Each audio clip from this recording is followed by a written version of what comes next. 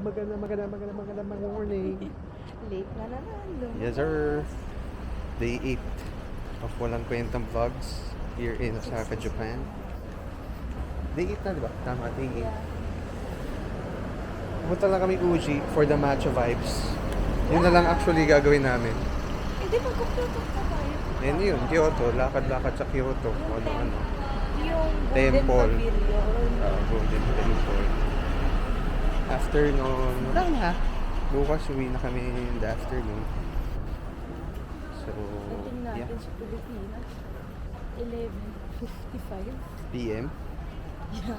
Hindi, 11:55 doon o 11:55 dito? Doon. Okay na rin yun para di traffic. Anyway. Tapos may pasok na ako ng Monday. Kaya nga, rock agad. Pero I feel refreshed naman. Okay. So, yun. Let's go!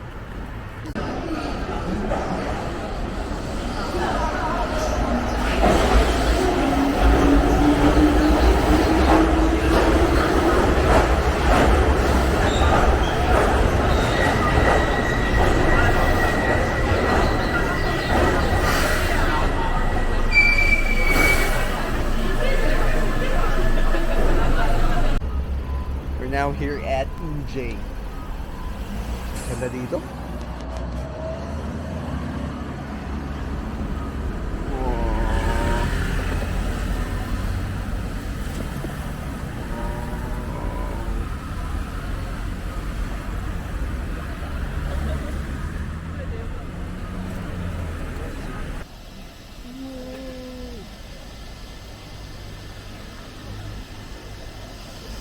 Ganda ng panahon.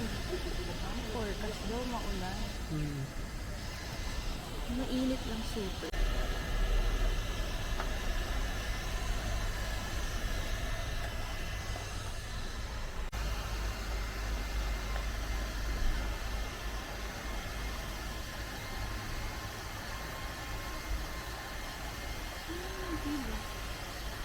Masarado na. If you wish, eat in the restaurant.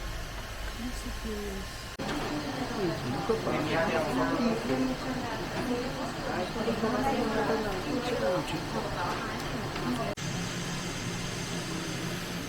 We should then it is good.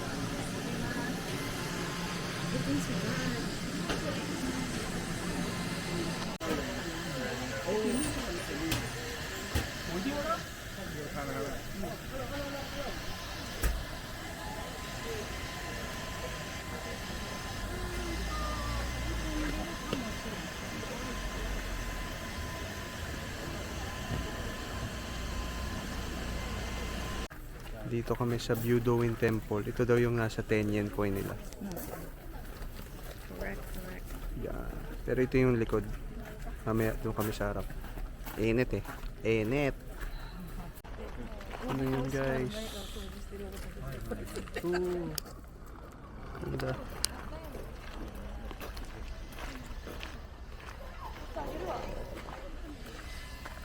Ayos ba? Ganda ba? Ganda dito talaga oh. Damn.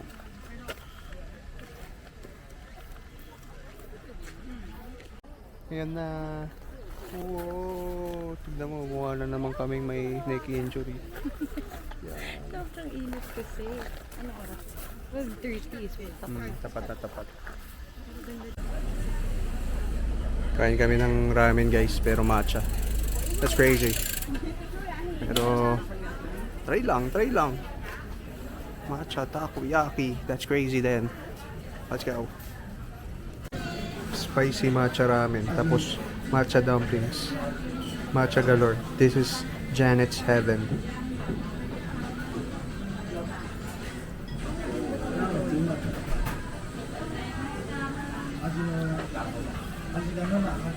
Okay ba? Let's eat.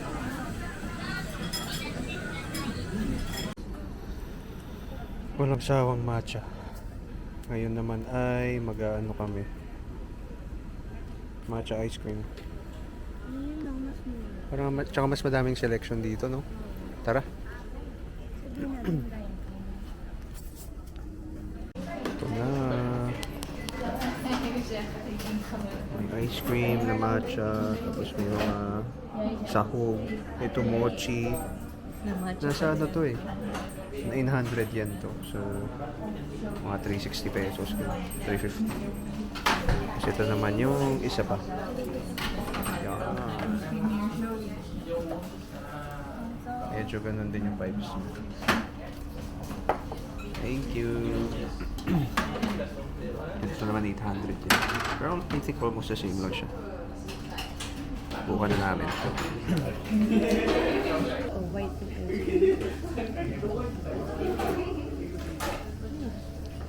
Masang matcha.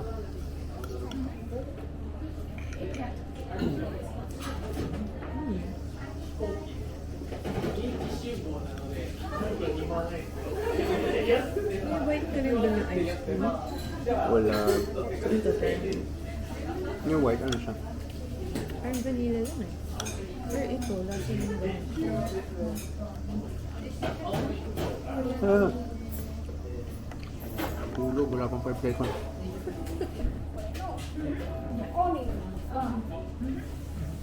Vanilla siya. Ito may pangtusok din. Okay. Ito ata na pwede mo lagyan dito. Sugar. Diba? Bagay lang. Nakagaya dun sa butiki. Ganyan. Ay, Ganyan ba? hindi. Parang feeling ko dapat ito yung nilagay mo. Ah. Tampak. Sarap yan.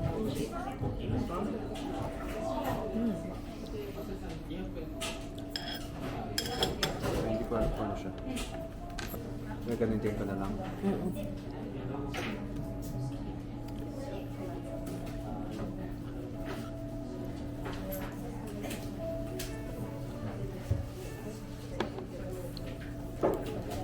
Gusto yung more on ice cream. Pero mayroon din siyang ano. Mochi. So, pengi akong sugar.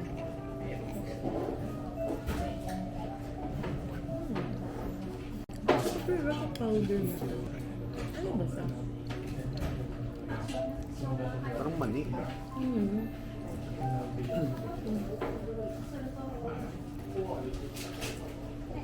Masarap yung mochi. Yung isa ata parang gelatin eh. Nakikita ko dun sa kabilang table kanina. Yung parfait. Parang puro mga gelatin. Ayaw naman natin nun. Ayaw naman natin nun.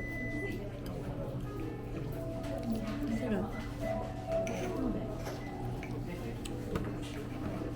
Nasa ilalim eh. Ano siya? Ito, gelatin. Ito nga yun. Ano ganun?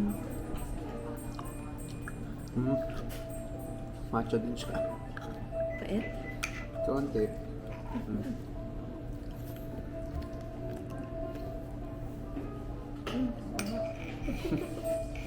Ayun ang kagat. Matcha lahat. Pero, parang sa una lang naman siya ganun. Ito yun ba? Oh, wala siya nito. Love much.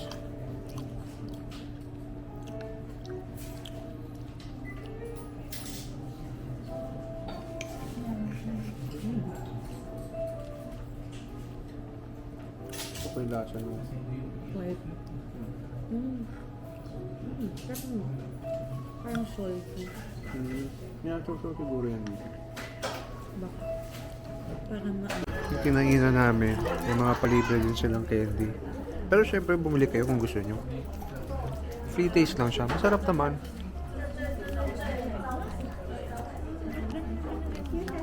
Bakit weird ba lasa? Eh, takan okay naman. Baka from ano siya, from mga natural. Pero sa akin, it grows on me. So, nakalis na kami dun sa puro matcha na lugar sa Uji. Nandito naman kami ngayon sa Golden Pavilion. Sa mga temples ng Japan na pure gold daw. Gold. I mean, gold siya. So, check natin.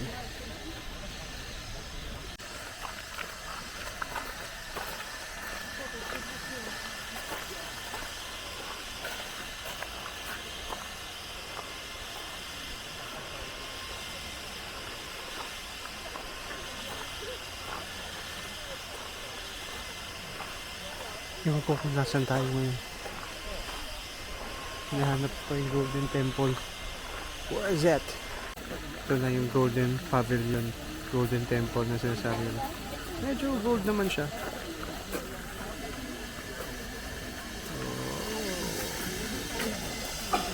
Ganda.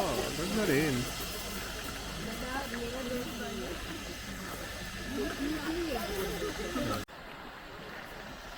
Grabe.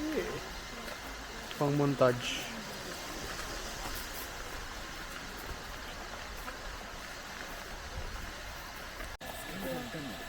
Tamang Jenga lang. Ayun o. Jenga time.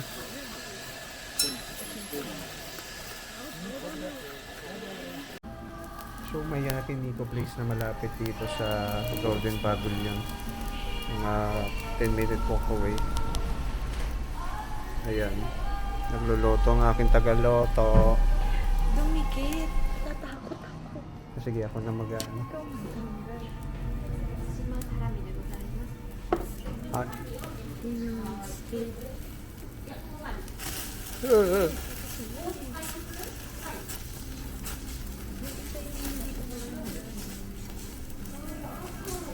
Ang hirap, guys. Parang kailangan na tanggalin. Yan.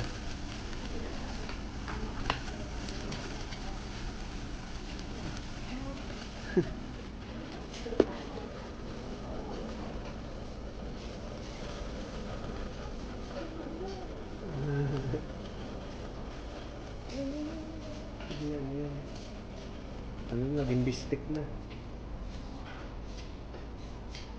Ang gusto ko yung parang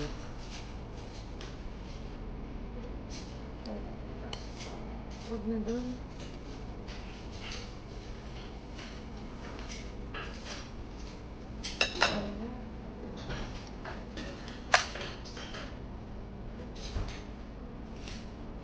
gusto ko yung parang steak cut eh.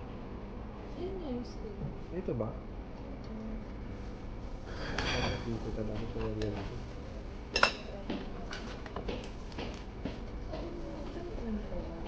Ito. Ito niya.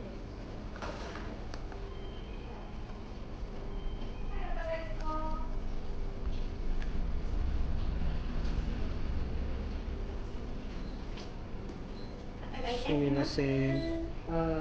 Gohan wa arimasu ka? Ichi, ni. に、大きさがスモール、ミディアム、Large. ラジオ。Ni large. はい、かわいます。 Arigato.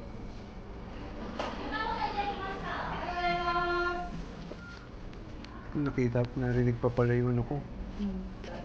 Narinig nyo pa yung Japanese skills ko. Google Translate lang yun, guys. Gohan omigai. Gohan wa arimasu ka? Arimasu ka? Ay, ba? Available po. Arimasu. Paano nagamit ko na rin yung dito? Lasang sunog. Bakit parang feel ko konti lang to, babe? Parang pwede tayo mag-add. Lagyan natin yung steak.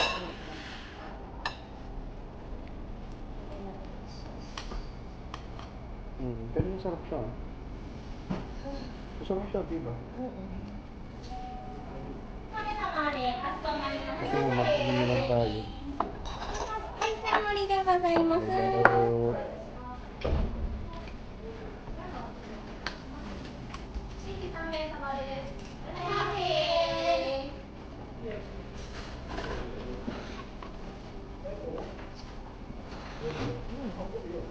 ゃいませ。 Try mo ito dito.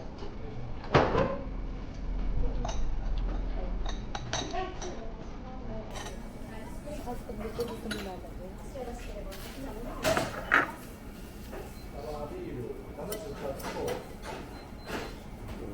magluluto na muna. Hindi nyo pala ako kita. Putol yung mukha ko. Hindi na, magluluto lang kami.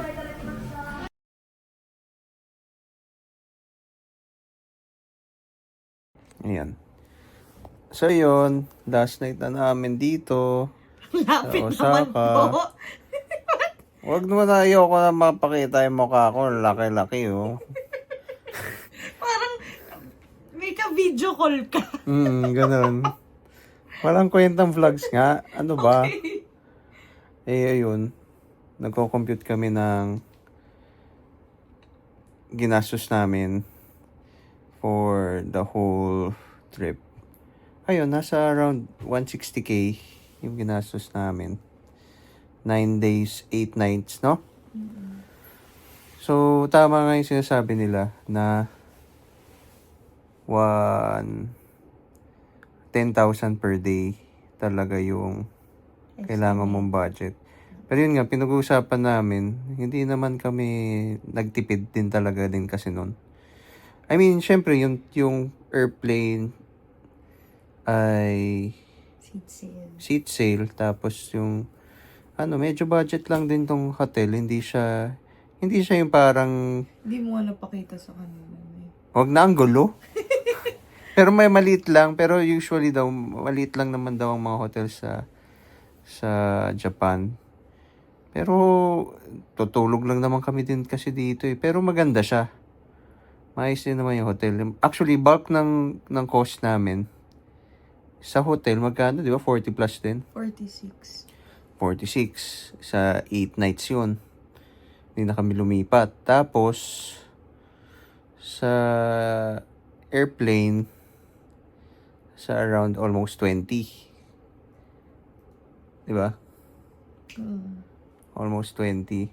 So, yung parang pocket money, nasa 100K for 2 of us. Hindi, may mga ano pa, yung VFS, kinount pa natin yung VFS eh. Sa visa. Tapos, nagano pa tayo. Ano pa ba? Basta ipapakita na lang namin yung breakdown somewhere or sa ibang video kung magkaroon man ng traction tong vlog na to. Pero yun, kung susumahin, kaya namang hindi kami nagtitipid doon. So, sa pagkain, sa mga kung ano-anong ginagawa dito, G lang kami ng G. Actually, sa pagkain talaga, medyo magastos tayo sa pagkain, babe. Isipin mo yung unang meal pa lang natin dito. Nabudol ka kasi. Nabudol agad tayo ng 5,000 yen na To be fair, hindi ko makalimutan yung Kobe beef. Oh, sarap, di ba? Ang sarap. So, yun. 5,000 yen yun agad. Tapos yung isang ramen, lang, 1,200 yen lang. 6,000 plus yen agad the first night. Masarap talaga ng beef. Pero goods nga. Walang lasa yung gold. No, dinagdag dun sa pero other than that, goods siya. Tapos, yun. First and last, hindi. Actually, technically last na meal namin is bukas pa. Pero yung meal namin din kanina sa Yakiniku, almost 8,000 yen din. Mga 3K. O mga 3K din yun. Masarap din naman. Pero okay din, oh. Sarap din yung talagang yung pinaka go-to nila na beef. Oh. Specialty loin. Ayun, tapos hindi naman ganun ka... Mas namamahalan talaga ako sa Hong Kong kaysa sa sa Japan. Sa parang hindi worth it yung winagastos ko. Parang ganun yung pakiramdam ko. Oo, mga dumpling. Kasi yung presyo na 1K. Parang, ilang dumpling or lang. Oo. Naman siya, parang Sarap din naman. masarap din, pero kunyari sa tabi-tabi ka lang nagda-dumpling, tapos 2,000. Parang hindi naman siya worth it. Dito, ang lalaki ng serving pa. Pag sinabi talaga, pag yung nasa picture din, yun din talaga yung kakainin mo. Meron yun yung sabi na, mahal naman ito. Ano ba yun? Yung, yung kinain natin, sabi ko parang ang mahal. Parang, saan, sa Hong Kong? hindi dito. Sabi ko, ay, kaya naman pala ang mahal kasi ang laki naman pala ng serving nila. Actually, almost lahat ng meals natin Ay, sa ganun. tonkatsu ba yun? O sa tonkatsu, ganun din. Parang 300 plus peso, sabi ko. In peso. Pero, kompleto na. May miso, may... Parang yung mga Tokyo, ganyan. Maya naman kayo. Ay, hindi. Wala na tayong Baka wala sponsor. tayong sponsor. Pero, yun lang, as Japanese food enthusiast, yung mga fast food kasi dito, dito sa atin ba, sa Philippines, ang taas ng cost, hindi siya sulit. Parang ginagawa nilang premium, even though yung quality naman is hindi naman talaga ganun ka-premium. Ewan ko kung mas mahal ba talaga yung ingredients. Pero yung Yoshinoya sa atin okay naman. Yun lang, hindi tayo naka-Yoshinoya dito. Hindi natin ma-compare. Pero yung Yoshinoya... Bukas, Yoshinoya na lang. O pwede, no? Makakadaan naman tayo, no?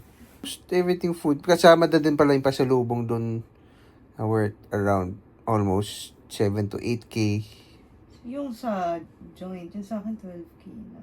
O, huwag na natin yun. Hindi nakasama sa yun. Yung 7 to 8K lang. Yun din kasama sa budget, eh. Sama mo na. Joke Wag. na. So, ayun.